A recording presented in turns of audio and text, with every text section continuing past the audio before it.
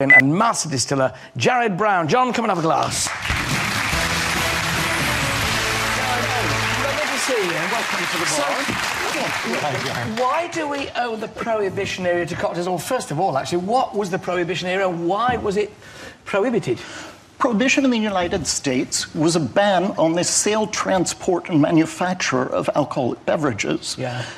It was championed by the temperance movement, which was mostly middle-class, middle Americans who thought that drink was the root of all evil. They thought if the world went dry, that would be the end of poverty, of unemployment, of domestic violence. Big mistake? Huge. Yes. But why cocktails, then? Why did they appear? Well, cocktails appeared because if you were wealthy, you could still buy whiskey from a bootlegger. Many people had to go to a moonshiner. Moonshiners didn't make whiskey. They made moonshine, which whiskey's got to sit in a barrel for 3 years.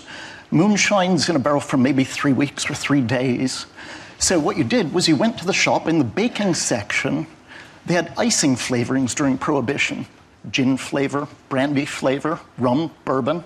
So you'd buy a bottle of the flavoring, put that into your moonshine in a big jug, and then fill it up from the tap the rest of the way with water. So it's the first crude cocktail, then, it is. Really, in effect. And you know, if your kitchen tap wasn't high enough, you filled it in the bathroom, and that's where the term bathtub gin came from.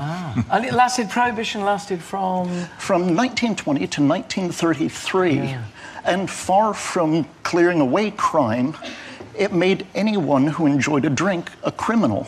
And so all of these otherwise law-abiding citizens fell in with organized crime. So that's what to give rise to Al Capone, of course, who would make all his fortune out of it.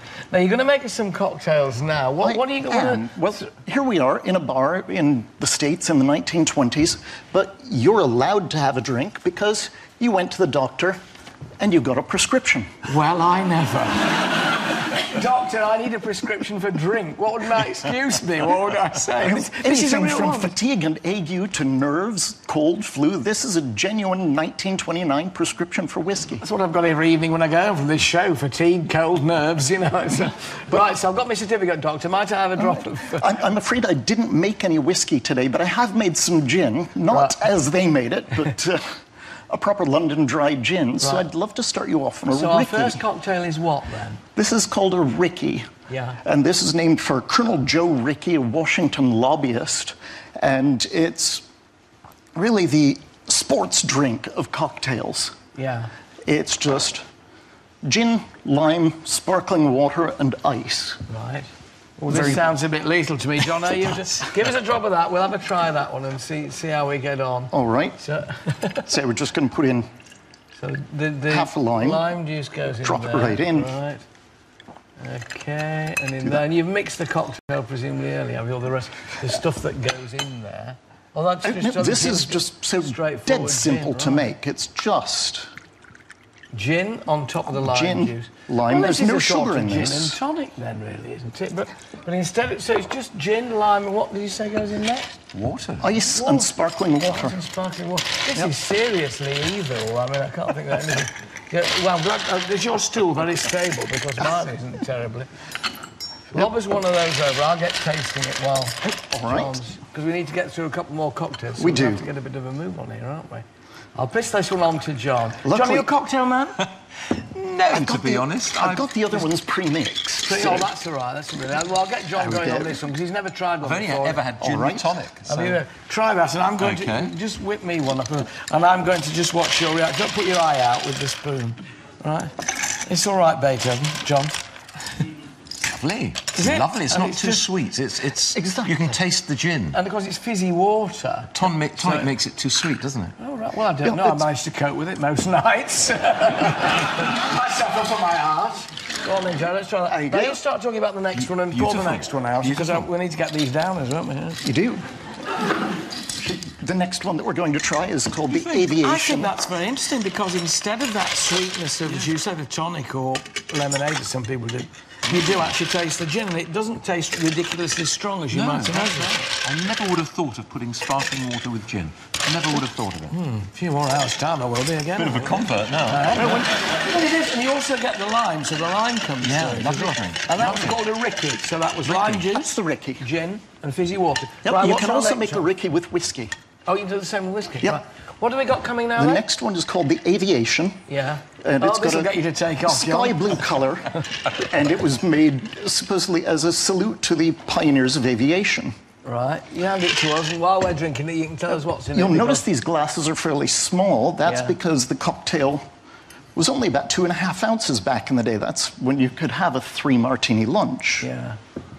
Oh. And Literally.